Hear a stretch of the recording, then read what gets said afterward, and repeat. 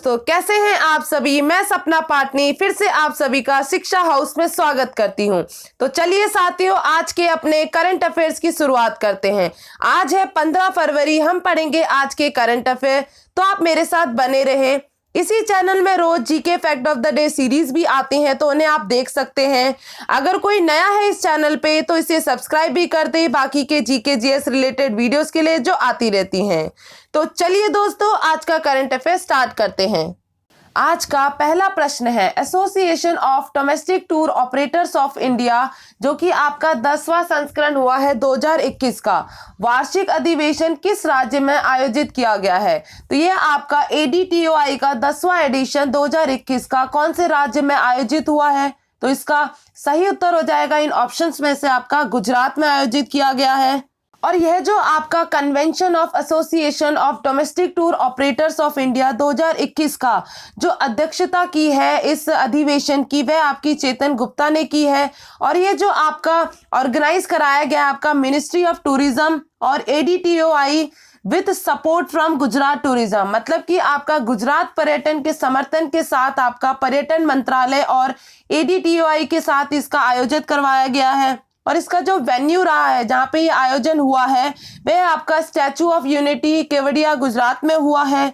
और ये जो आपका कन्वेंशन हुआ है ये आपका 3 डे इवेंट है, जो कि आपका 12 से 14 फरवरी 2021 में हो चुका है। और इसकी जो थीम रही है इस बार 2021 की, वह आपकी domestic tourism hope for the revival, देखो अपना देश, मतलब कि आपका घरेलू पर्यटन पुनरुद्धार के लिए आशा, देखो अपना देश आपका 2021 की थीम रही है। तो याद रखिएगा इसकी अध्यक्षता किसने की है, चेतन गुप्ता ने की है। और ये कहाँ पे आयोजित हुआ था, आपके गुजरात स्टेट में स्टैचू ऑफ यूनिटी में, ठीक है। और ये 3 दिन का इवेंट रहा है, जो कि आपका आयोजन हुआ था 12 फरवरी से 14 फरवरी के बीच में, ठीक है। अगला प्रश्न है हमारा, किस राज्य ने डकैतों पर आधारित एक अनोखा संग्रहालय स्थापित करने की घोषणा की है। तो किस राज्य ने चंबल के डकैतों की कहानियों को दिखाने के लिए पुलिस संग्रहालय स्थापित करने की योजना बनाई है। तो यहाँ पे जो डकैतों के कारण कितने हमारे पुलिस लोगों को जान गंवानी पड़ी और डकैतों के एक यूनिक म्यूजियम बनाने की ये घोषणा की गई है। तो किसके द्वारा की गई है, ये आपका मध्य प्रदेश राज्य के द्वारा एक आपका संग्रहालय स्थापित करने की घोषणा की है। और यहाँ पे हम बात करें तो जो चंबल के भीड़ों के सबसे खतरनाक डकैत है उनसे रिलेटेड भी कुछ बात कर लेते हैं। तो आपके सबसे पहले आती हैं फूलन देवी, जो कि आपकी बाद में वहाँ की संसद भी बनी। निर्भय सिंह गुज्जर हो गया, आपके डाकू मान सिंह हो गए, पान सिंह तोमर हो गए। तो ये आपके फेमस डकैत हैं जो कि चंबल के हैं।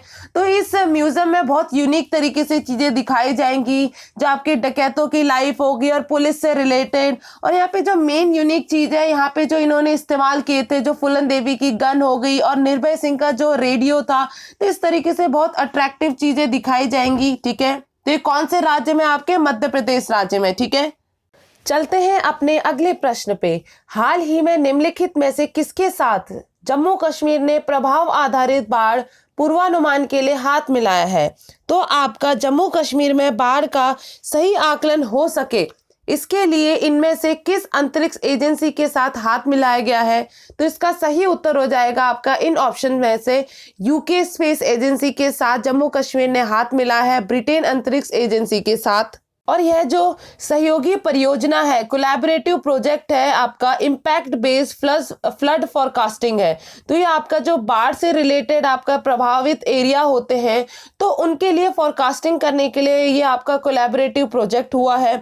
और ये जो आपका होगा पृथ्वी अवलोकन, अर्थ ऑब्जर्वेशन बेस्ड इंफॉर्मेशन होंगी, ठीक है। और इसमें जो यूके स्पेस एजेंसी है वो आपकी एडिशनल इंफॉर्मेशन प्रोवाइड कराएगी, किसके साथ साथ इसरो के अलावा। इसरो तो देगी ही देगी आपकी इंफॉर्मेशन, तो आपका यूके ब्रिटेन की अंतरिक्ष एजेंसी भी आपकी जानकारी प्रदान करेगी, ठीक है। और बात करें एक हालिया रिपोर्ट के अनुसार भी भारत 10 सबसे अधिक आपदा प्रवण देशों में से है। तो आपका जो इंडिया है वह आपका 10 मोस्ट डिजास्टर प्रोन कंट्रीज में आता है, जिसमें कि आपका बाढ़ को सबसे बड़ा जोखिम माना गया है। तो इस वजह से जम्मू कश्मीर ने आपका यूके बेस्ड स्पेस एजेंसी के साथ हाथ मिलाया है। और किस चीज के लिए? Impact based flood forecasting. तो आपका पूर्वानुमान के लिए आपका प्रभाव आधारित बाढ़ के रिलेटेड आपका ये काम करेगा। ठीक है, अगला प्रश्न है हमारा, भारत सरकार नई श्रम संहिता में कितने दिनों के कार्य सप्ताह की योजना बना रही है? तो हमारी जो इंडियन गवर्नमेंट है वह आपकी प्लान कर रही है कितने दिनों के लिए जो वर्किंग वीक है न्यू लेबर कोड में। तो इसका सही उत्तर हो जाएगा आपके इन ऑप्शंस में से 4 दिन। तो ये आपके जिसके अंतर्गत 7 दिन में आपको 4 दिन काम करना ही पड़ेगा, तो ये आपके सप्ताह से घटा के आपके 4 दिन कर दिए गए हैं, जिसमें कि आपकी बात करें एक सप्ताह के लिए काम के घंटे 48 आवर्स होंगे, यानी प्रतिदिन आपको 12 घंटे काम करने होंगे। ठीक है, और ये जो 2019 में जो बिल आए थे इनसे रिलेटेड, लेबर कोड से रिलेटेड जो इंट्रोड्यूस करे गए थे, तो उसको भी हम जान लेते हैं। जो आपका पहला आया था है मजदूरी कोड, दूसरा है आपका औद्योगिक संबंधित कोड, और तीसरा आपका सोशल सिक्योरिटी कोड, सामाजिक सुरक्षा कोड, और जो आपका लास्ट चौथा बिल इंट्रोड्यूस किया गया था 2019 में, व्यवसायिक सुरक्षा, स्वास्थ्य और कार्य की स्थिति से related code, occupational safety, health and working conditions के रिलेटेड आपके 4 जो मैंने आपको बताए हैं 2019 में ये बिल इंट्रोड्यूस किए गए थे। तो याद रखना कि जो आपका 4 दिन का जो आया है आपका नई श्रम संहिता में जो लागू किया जाएगा सप्ताह को घटाकर, तो आपका कितना किया जा रहा है? आपके सरकार के द्वारा 4 दिन किया जा रहा है, पर आपको घंटे तो पूरे ही करने पड़ेंगे, पर आपके दिन घटा के कितने कर दिए हैं? आपके 4 दिन। ठीक है, अगला प्रश्न है हमारा, हाल ही में मणिपुर उच्च न्यायालय के मुख्य न्यायाधीश के रूप में किसे नियुक्त किया गया है? तो जो हमारी नियुक्ति होती है हाई कोर्ट के जजेस की, तो वह आपके राष्ट्रपति के द्वारा होती है। तो हमारे राष्ट्रपति रामनाथ कोविंद ने किसे मणिपुर उच्च न्यायालय का मुख्य न्यायाधीश नियुक्त किया है? तो इसका सही उत्तर हो जाएगा आपके इन ऑप्शंस में से जस्टिस पीवी संजय कुमार को। तो जस्टिस पीवी संजय कुमार को आपका chief justice of Manipur high court का नियुक्ति हुई है, और यह आपके इससे पूर्व पंजाब और हरियाणा उच्च न्यायालय के न्यायाधीश थे, और अब आपके कहाँ के बन गए हैं? आपके मणिपुर राज्य के। ठीक है, हम कुछ अपॉइंटमेंट से रिलेटेड और सैलरी से रिलेटेड यहाँ पे कुछ अनुच्छेद यानी आर्टिकल्स की बात कर लेते हैं, जो कि मोस्ट इंपॉर्टेंट है, तो इनको याद रखिएगा।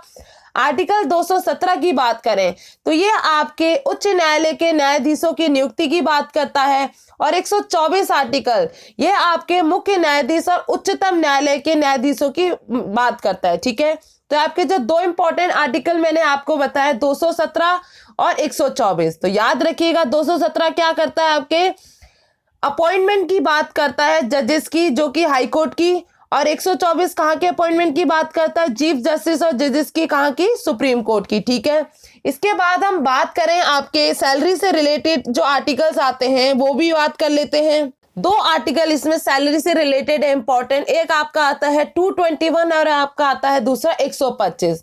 हाई कोर्ट के जो सैलरी होती है, वहां के न्यायाधीशों की सैलरी होती है, वह आर्टिकल 221 में बात की जाती है, और जो सुप्रीम कोर्ट के न्यायाधीश होते हैं, सर्वोच्च न्यायालय के न्यायाधीश होते हैं, उनकी जो बात की जाती है सैलरी की 125 में। ठीक है, तो याद रखिएगा ये जो इंपॉर्टेंट 4 आर्टिकल मैंने आपको बताए हैं।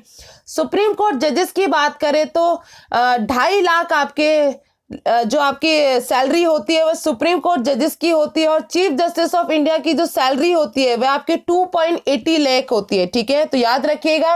और इसी के साथ साथ हम बात करें तो जो जजेस होते हैं हाई कोर्ट की, उनकी सैलरी होती है 2.25 लाख, और जो आपके हाई कोर्ट के चीफ जस्टिस होते हैं आपके, उनकी भी 2.5 लाख होती हैं। तो जो मैंने सैलरी बताई, उनसे रिलेटेड आर्टिकल बताए, और अपॉइंटमेंट से रिलेटेड आर्टिकल बताए, तो इंपॉर्टेंट है, इनको भी याद रखिएगा।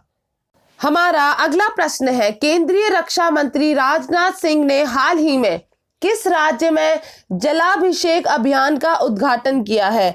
तो जो हमारे यूनियन डिफेंस मिनिस्टर हैं राजनाथ सिंह के द्वारा जो रिसेंटली इनॉग्रेशन हुआ है जलाभिषेकम कैंपेन का, तो ये कौन से राज्य में हुआ है? तो इसका सही उत्तर हो जाएगा आपके इन ऑप्शंस में से मध्य प्रदेश राज्य में जलाभिषेकम कैंपेन का उद्घाटन किया गया है।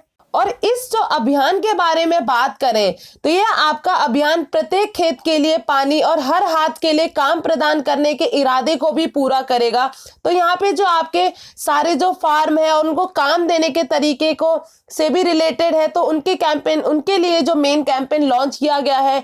और यहाँ पे जो कॉस्ट लगेगी वह आपकी 2000 करोड़ और 2.5 लाख हेक्टेयर भूमि की सिंचाई करेगा। तो ये जो जलाभिषेकम कैंपेन है, ये मेन जो इंपॉर्टेंट जो काम करेगा वह आपके फार्मर्स के लिए काम करेगा, उनको काम प्रोवाइड करेगा। और इसमें जो लागत लगेगी और जो भूमि लगेगी वो भी मैंने आपको बता दिया, 2000 करोड़ और जो 2.5 लाख हेक्टेयर लैंड पे आपका ये काम करेगा। ठीक है, तो कौन से राज्य में होगा ये? आपके मध्य प्रदेश राज्य में। और किसके द्वारा? राजनाथ सिंह जी के द्वारा ये इनॉग्रेट किया गया है। ठीक है, चलते हैं अपने अगले प्रश्न पे। हाल ही में किस देश ने कम दूरी की सतह से सतह पर मार करने वाली बैलिस्टिक मिसाइल जिसका नाम बाबर रखा गया है का सफल परीक्षण किया है? तो कौन सी कंट्री है जिसने सक्सेसफुली टेस्ट किया है आपकी short range surface to surface ballistic missile Babur का? तो इसका सही उत्तर हो जाएगा आपके इन ऑप्शंस में से पाकिस्तान। पाकिस्तान कंट्री है जिसने आपके हाल ही में बाबर मिसाइल का सफल परीक्षण किया है। और इसकी जो मिसाइल की जो रेंज है वह आपकी 450 किलोमीटर है बाबर की। और इससे पहले की बात करें तो पाकिस्तान की जो सेना के द्वारा सफल परीक्षण किए गए हाल ही में वह आपके जनवरी 2021 में शाहीन 3 जो कि आपका surface to surface ballistic missile करने वाला आपका ये है काम सफल परीक्षण। और दूसरा जो बात करें आपके फरवरी 2021 में किया गया है सफल परीक्षण गजनवी का, जो कि आपका परमाणु सक्षम बैलिस्टिक मिसाइल है। ठीक है, तो याद रखिएगा ये जो 2 मिसाइल के जो सफल परीक्षण किए गए हैं और हाल ही में जो आपका बाबर मिसाइल का भी सफल परीक्षण हुआ है। ठीक है, हम यहाँ पे बात कर रहे हैं पाकिस्तान कंट्री की, तो इससे रिलेटेड कुछ इंफॉर्मेशन भी जान लेते हैं साथ ही साथ। तो इसकी जो कैपिटल है वो इस्लामाबाद है और यहाँ पे जो करेंसी इस्तेमाल की जाती है पाकिस्तानी रुपया इस्तेमाल की जाती है। यहाँ के जो प्रेसिडेंट हैं आरिफ अलवी हैं। प्राइम मिनिस्टर की बात करें पाकिस्तान की तो आपके इमरान खान है। तो याद रखिएगा क्योंकि हमारे जो एग्जाम्स होते हैं वहां पे हमारे जो पड़ोसी कंट्रीज होती हैं तो उनसे रिलेटेड आपके 100% क्वेश्चन पूछे जाते हैं। तो ये जो छोटी छोटी इंफॉर्मेशन है तो इनको याद रखिएगा। हमारा अगला प्रश्न है, निम्नलिखित में से किस मंत्रालय ने ई गवर्नेंस में उत्कृष्ट प्रदर्शन के लिए 18वें CSI/SIG ई गवर्नेंस में अवार्ड्स 2020 में आपके प्रशंसा पुरस्कार प्राप्त किया है? तो कौन सी वह मिनिस्ट्री है जिसने अप्रिसिएशन अवार्ड लिया है?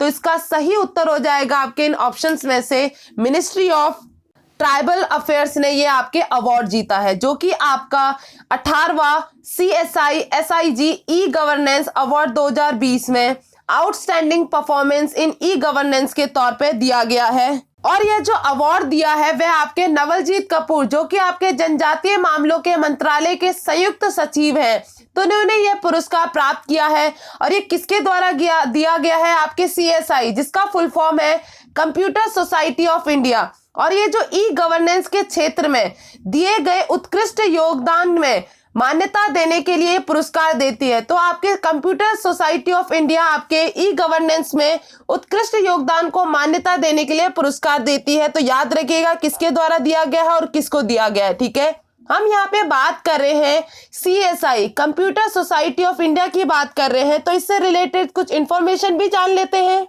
इसकी स्थापना जो ये स्थापित किया गया था कंप्यूटर सोसाइटी ऑफ इंडिया, यह आपका 1965 में हुआ था। और इसके मुख्यालय की बात करें तो इसका मुख्यालय आपका मुंबई में है और इसके प्रेसिडेंट जो आपके हैं अध्यक्ष RK व्यास है। तो याद रखिएगा ये जो अवार्ड दिया गया है वह आपके किसके द्वारा दिया गया है? CSI के द्वारा दिया गया है। और ये कौन सा है? ये आपका 18वां है। ठीक है, जिसमें आपका अवार्ड दिया गया है ई गवर्नेंस में, जिसने आउटस्टैंडिंग परफॉर्मेंस दिया है। और कौन सी मिनिस्ट्री को दिया है? मिनिस्ट्री ऑफ ट्राइबल अफेयर्स को। ठीक है, याद रखिएगा।